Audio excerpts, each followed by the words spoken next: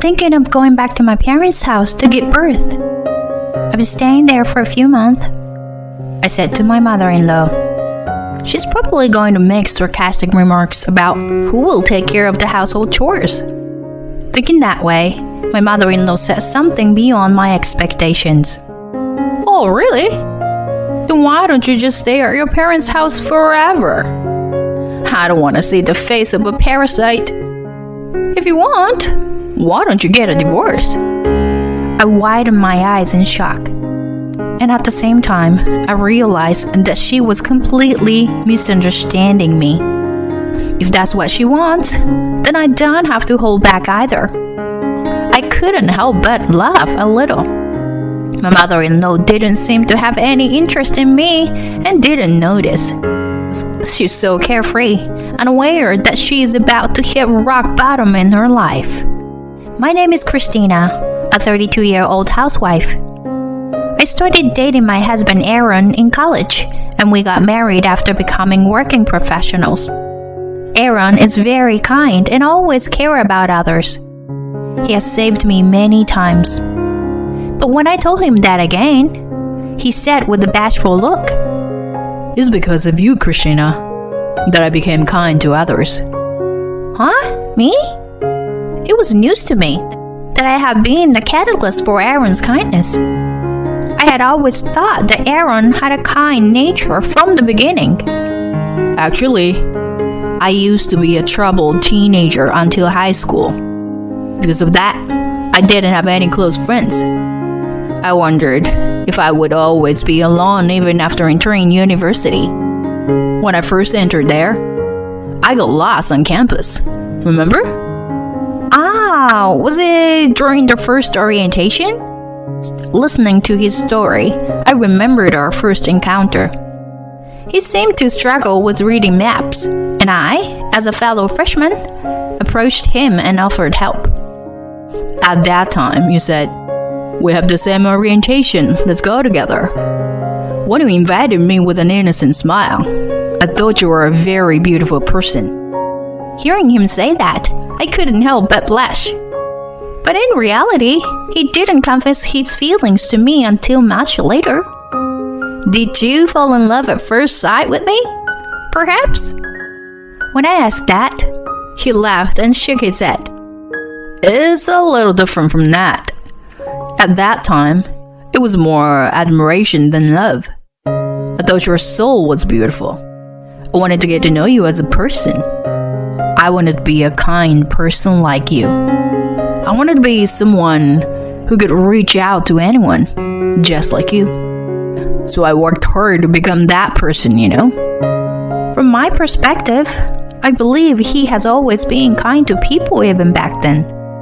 He didn't tell me much about his past back when we started dating, and I didn't really care about it because I was already in love with who he was.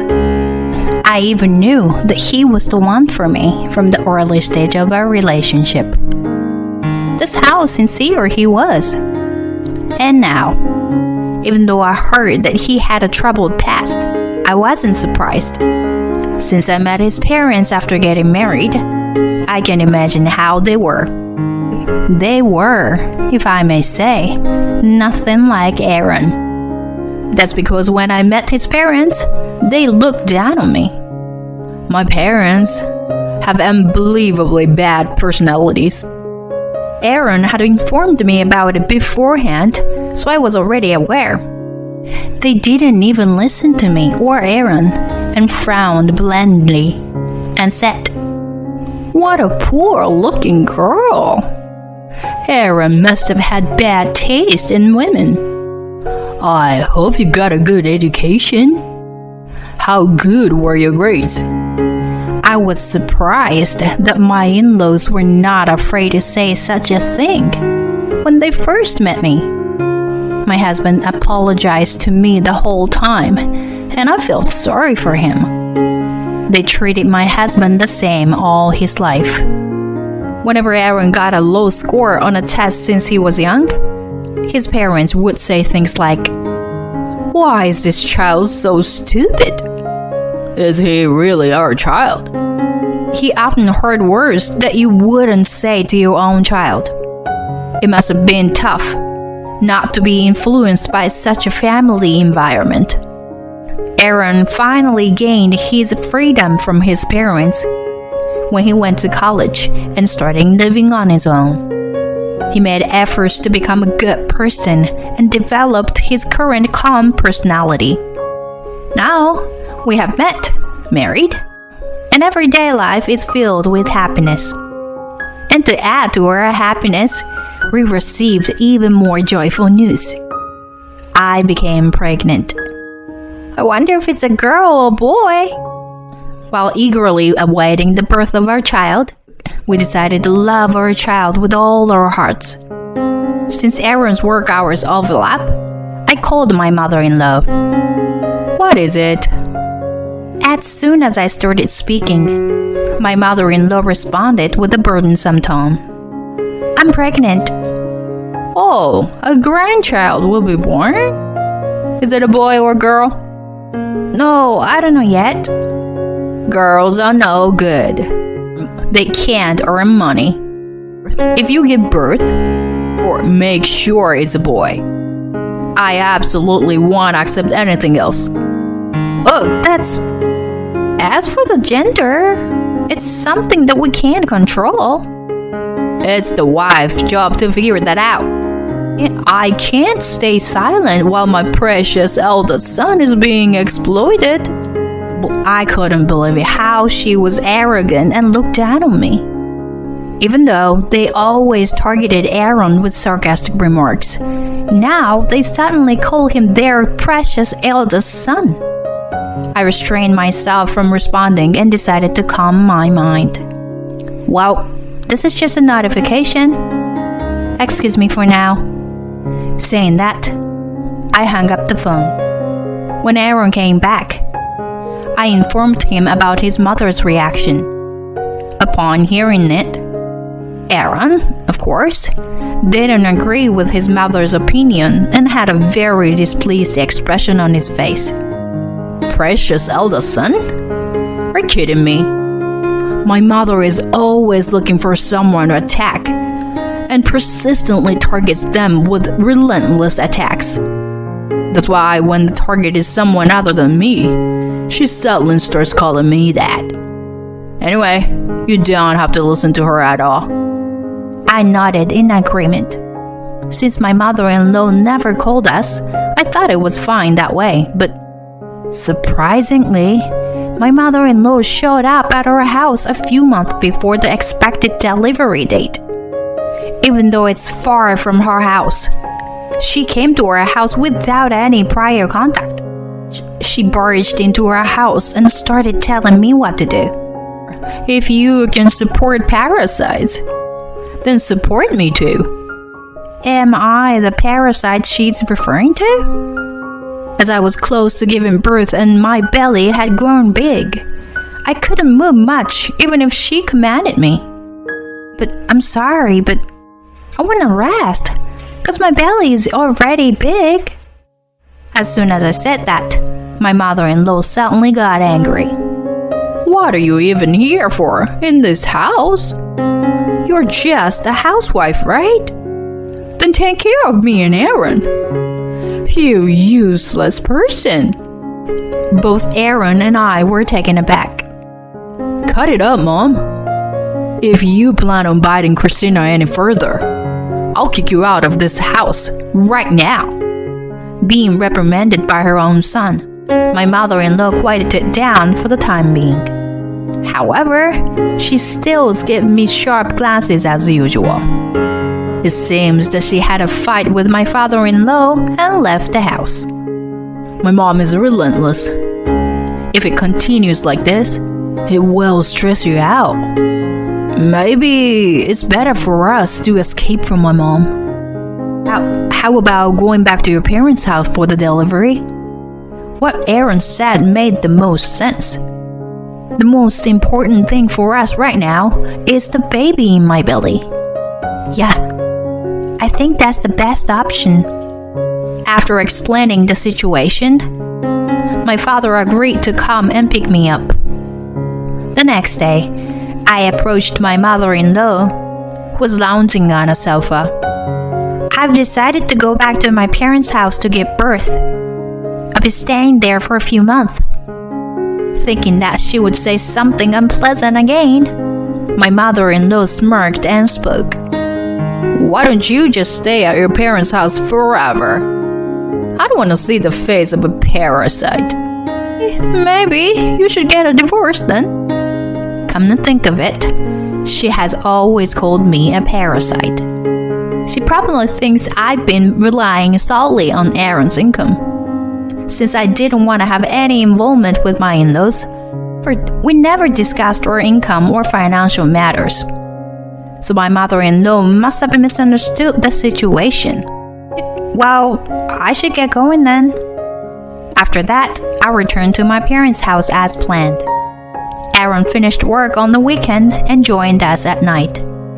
"It seems like your mother intends to rely on you completely, Aaron. That's why I think she'll keep clinging to our house." I shared my thoughts with my husband. He had a troubled expression on his face. That's when I made a suggestion.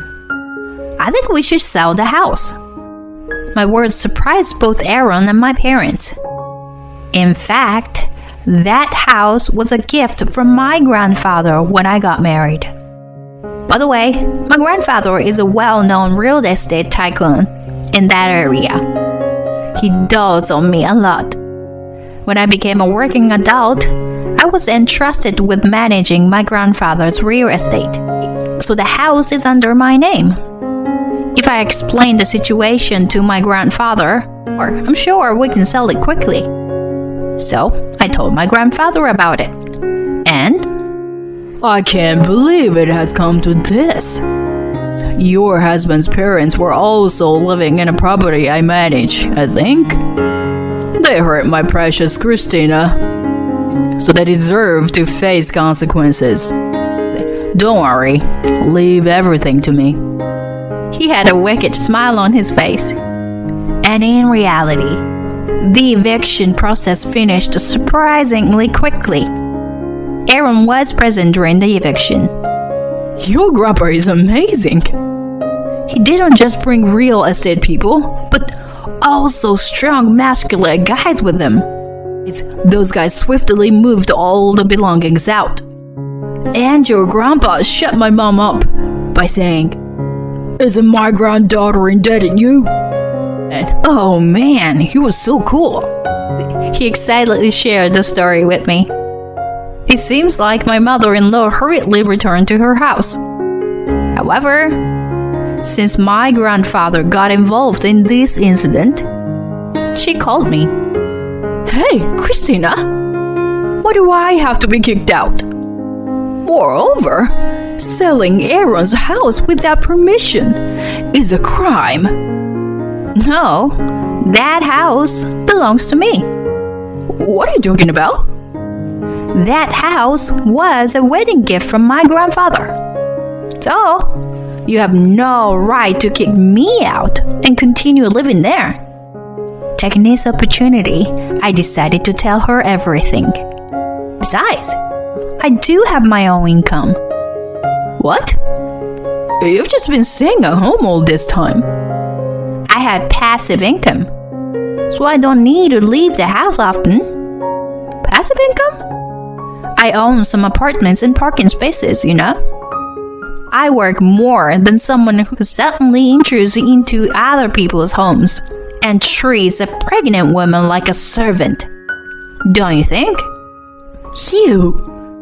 That's not something you should say to your mother-in-law." "Aaron wants to talk to you, so let me put you on speaker mode." I handed the phone to Aaron. "Aaron, you should leave that arrogant and useless wife and come back home."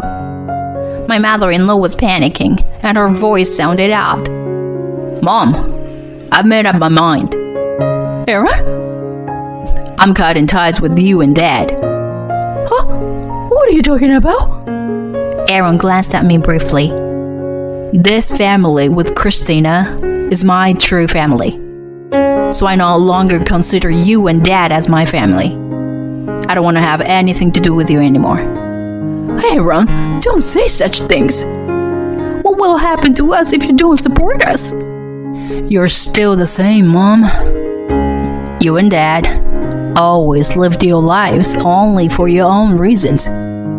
Even though I'm related to you, I didn't always feel like family. And I didn't want to feel like family. That's why I left home and really came back. So what? It doesn't matter now, does it? Doesn't matter now, huh? Mom, I even feel sorry for you now, you know? Maybe I should have done this a long time ago. Cut the crap, Aaron. If you're so energetic, you'll be fine. Anyway, I won't let you meet our baby no matter what. And we'll never see each other again. Goodbye, Mom. Say the same to Dad for me. Aaron, wait! Don't you dare! He hung up the phone, looking at my husband, who was in silence. My heart ached. He said earlier to me that he's gonna cut ties with them, but didn't want to hate them. I was proud of such a strong husband who never lost his dignity. Later, I found out the reason why my mother-in-law was pressuring Aaron to support them. It turns out my father-in-law lost his job. Because of that, my in-laws argued every day, ran out of money, and fell behind on rent. That's when my grandfather stepped in. He evicted my in-laws from the property for not only being behind on rent, but also for their lack of credibility. No, my in-laws never got to know our new address. And so, the ill-tempered couple, now estranged from their son, started living in a live-in job. Even at work, they couldn't hide their personality and quickly became isolated from their colleagues. And with debts to repay, they couldn't quit their jobs and have been working while feeling uncomfortable. Well, I hope they would learn a lesson. As for us, we were able to safely welcome the adorable baby girl. We named her April.